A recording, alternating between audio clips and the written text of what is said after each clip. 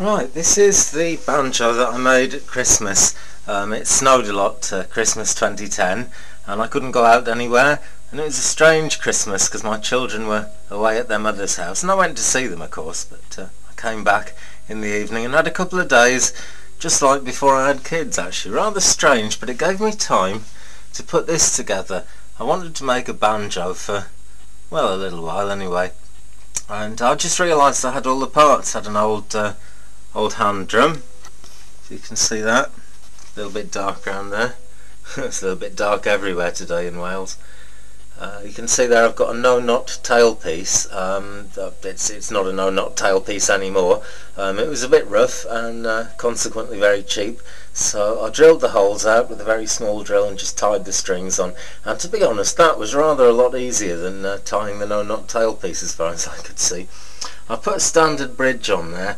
I've realised since then that apparently this design with 3 feet has got a lot to do with the extreme pressure from steel strings, and I have nylon strung this actually with Labella number 17 strings because it's a single piece neck made out of teak and I don't want to mess with it.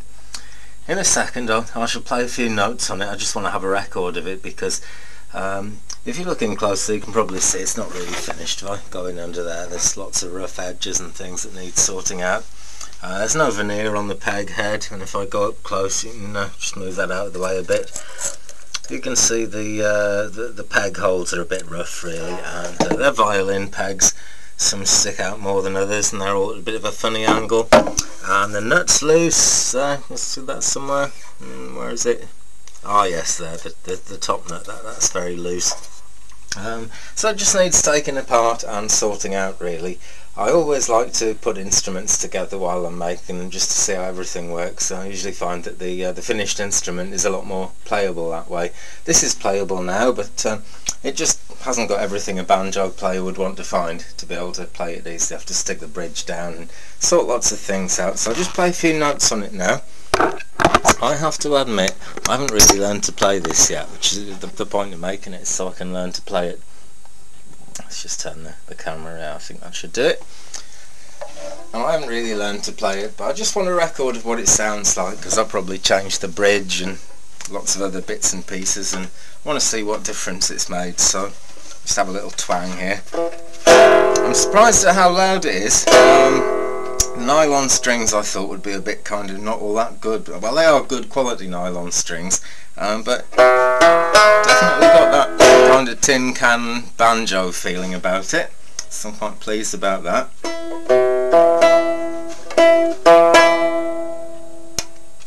Being nylon strings, they don't stay steady forever. I guess they'll settle down one day, but I haven't done yet.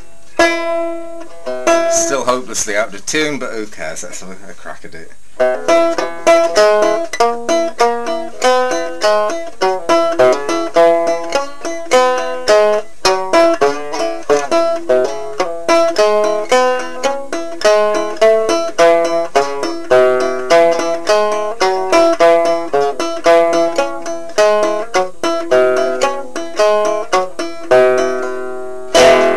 Yeah, that's roughly what it sounds like. Very roughly indeed.